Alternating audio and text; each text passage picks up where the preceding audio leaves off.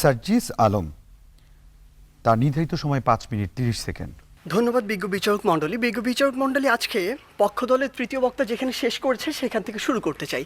তিনি মাত্র বললেন যে ওয়ার্ল্ড র্যাঙ্কিংয়ে পাকিস্তানের 9টি বিশ্ববিদ্যালয় রয়েছে, কিন্তু সবচেয়ে দুঃখের কথা সেটি পাকিস্তানের মতো রাজনৈতিকভাবে এত বড় একটি অস্থিতিশীল দেশেরও যখন 9টি বিশ্ববিদ্যালয় 1000-এর মধ্যে র্যাঙ্কিংয়ে থাকে বিশ্বে, আমার বাংলাদেশের 3টিও থাকে না।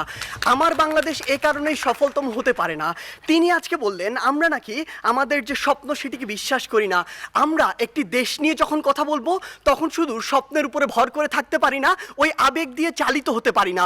যদি আমার স্বপ্নকে বিশ্বাস করেই আমি দক্ষিণ এশিয়ার মধ্যে সফলতম হতে পারতাম, তাহলে এত ছোট স্বপ্ন দেখতাম না, আমি পুরো পৃথিবীর মধ্যে সফলতম হওয়ার স্বপ্ন দেখতাম। কিন্তু স্বপ্ন এবং বাস্তবতার মধ্যে অনেক পার্থক্য রয়েছে। আজকে তাদের 3 বক্তা যে তথ্যগুলো দিয়ে গেলেন, তাদের তথ্য অনুযায়ী 1971 থেকে আজকে 2022 সালে এসে বাংলাদেশ প্রত্যেকটি ক্ষেত্রে উন্নত হয়েছে। হ্যাঁ, আমরা বিশ্বাস করি উন্নত হয়েছে, কিন্তু দক্ষিণ এশিয়ার অন্যান্য দেশ কিংবা পৃথিবীর অন্যান্য দেশ কি বসে রয়েছে?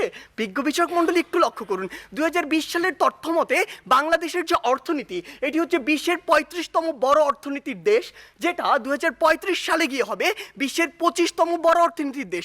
বাংলাদেশের উন্নতি হচ্ছে, হবে। আপনি যদি ভারতের দিকে তাকান, ভারত বর্তমানে বিশ্বের 7ম বড় অর্থনীতির দেশ, 2035 সালে গিয়ে ভারত হবে বিশ্বের 3য় বড় অর্থনীতির দেশ। ভারত আপনার দিকে তাকিয়ে বসে রয়েছে না, দক্ষিণ এশিয়ার অন্যান্য দেশ বসে থাকছে না, পৃথিবীর অন্যান্য দেশগুলো বসে থাকছে না। আমাদের কথা হচ্ছে যখন আমরা দক্ষিণ এশিয়ার সফলতম হতে চাইবো, আমাদের সামনে যে একটি ব্যারিয়ার রয়েছে ভারত, সেটিকে আমাদের টপকে যেতে হবে। কেন আমরা যেতে পারবো না, কোথায় কোথায় সে বাধাগুলো রয়েছে, সেগুলো নিয়ে আজকে আমরা কথা বলবো। তারা আজকে বললেন আমরা আন্তর্জাতিক অনেক স্বীকৃতি পেয়েছি। হ্যাঁ, আমরা অসংখ্য স্বীকৃতি পেয়েছি, কিন্তু আপনি এটি কেন বলছেন না যে ট্রান্সপারেন্সি ইন্টারন্যাশনাল 2021 সালে বলেছে দক্ষিণ এশিয়ার সবচেয়ে দুর্নীতিগ্রস্ত দেশ বাংলাদেশ। তারা বলেছে অন্তত আফগানিস্তানের পিছনে বাংলাদেশ রয়েছে, নেপাল, ভুটান, এদের চেয়েও বাংলাদেশ বেশি দুর্নীতিগ্রস্ত দেশ।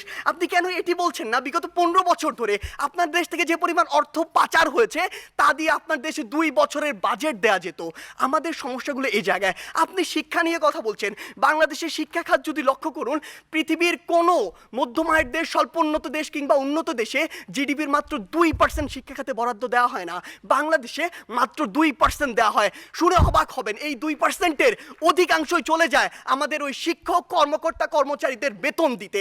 আপনি যদি লক্ষ্য করুন যে আজকে কেন ভারত আপনার চেয়ে এগিয়ে থাকবে, আজকে এই পজিশন দাঁড়িয়ে পৃথিবীর যত মাল্টিন্যাশনাল কোম্পানি রয়েছে তাদের যদি একটি তালিকা করেন, সেরা 10টির অন্তত 9টিই পাবেন যেখানে ভারতের যারা রয়েছে তারা সিইও, কিন্তু বাংলাদেশের একটিও পাননি, আগামী 10 বছরেও পাবেন না। এই ক্ষেত্রে গুরুত্বপূর্ণ কিছু কথা রয়েছে যেগুলো আপনারা উপেক্ষা করে যাচ্ছেন। আপনারা কিভাবে ভারতের সাথে তুলনা করেন? একটু আগে একটি হাস্যকর কথা বলে গিয়েছেন যে ভারতে নাকি 0.2 মিলিয়ন, অর্থাৎ মাত্র 2 লক্ষ মানুষ বিদ্যুতের সুবিধার কাছাকাছি যেতে পারেনি। আপনি একবার চিন্তা করেছেন ভারতের জনসংখ্যা কত? 130 কোটি জনসংখ্যার একটি দেশ, আর আপনি 17 কোটি জনসংখ্যা নিয়ে ভারতের সাথে তুলনা করছেন। আপনি যদি 17কে 130-এর সাথে তুলনা করে সে অনুযায়ী গুণ করতেন, তাহলে দেখবেন ভারত আপনার চেয়ে অবশ্যই এগিয়ে রয়েছে। আপনি আজকে কথা বলছেন বাংলাদেশের বিভিন্ন খাত নিয়ে, কৃষি খাতের কথা বলছেন। বাংলাদেশের কৃষি খাতের জন্যই আমাদেরকে আরো ভুগতে হবে। বাংলাদেশের কৃষি খাতে আপনি এই জরিপে আর আপনার এই পরিসংখ্যানে যা দেখাচ্ছেন, কৃষকের কাছে যান সেটি দেখতে পাবেন না। কৃষক আজকে তার ধানে আগুন পর্যন্ত লাগিয়ে দেয়, এ হচ্ছে বাংলাদেশের অবস্থা। তাই বিজ্ঞ বিচারক মণ্ডলী, আমরা বিশ্বাস করি যে বাংলাদেশ দক্ষিণ এশিয়ার অবশ্যই সফল একটি রাষ্ট্র, তবে সফলতম হতে পারবে না। এর জন্য বাংলাদেশের আরো অনেক পথ পাড়ি দিতে হবে। ধন্যবাদ বিজ্ঞ বিচারক মণ্ডলী। এবার পক্ষদল থেকে যুক্তি খণ্ডন